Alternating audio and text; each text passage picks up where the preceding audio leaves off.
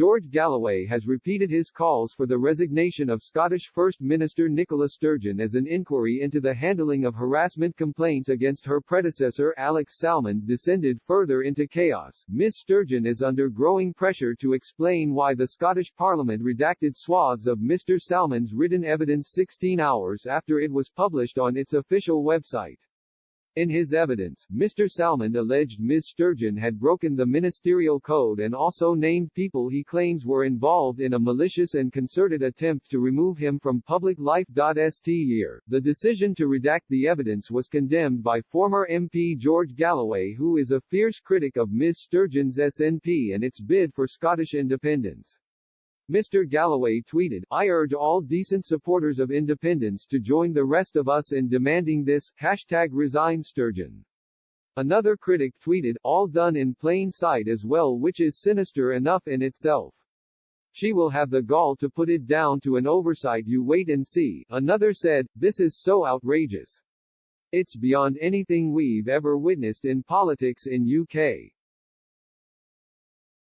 One furious voter said, "Whether you're a unionist or an indie, you surely can't ignore the willful corruption being played out here." And another tweeted, "Independence is not worth the soul of Scotland."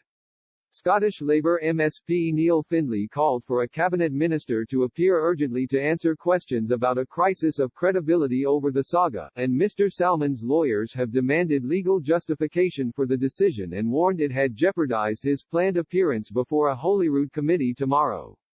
Mr. Salmond's written evidence alleges a malicious and concerted bid to remove him from public life, and named those responsible as Ms. Sturgeon's Chief of Staff Liz Lloyd, the First Minister's husband and SNP Chief Executive Peter Morrell, the SNP's Compliance Officer Ian McCann and its Chief Operating Officer Sue Ruddick. The evidence stated, underlying all of this and perhaps the most serious issue of all is the complete breakdown of the necessary barriers which should exist between government, political party and indeed the prosecution authorities in any country which abides by the rule of law. I leave to others the question of what is, or is not, a conspiracy, but am very clear in my position that the evidence supports a deliberate, prolonged, malicious and concerted effort amongst a range of individuals within the Scottish Government and the SNP to damage my reputation, even to the extent of having me imprisoned.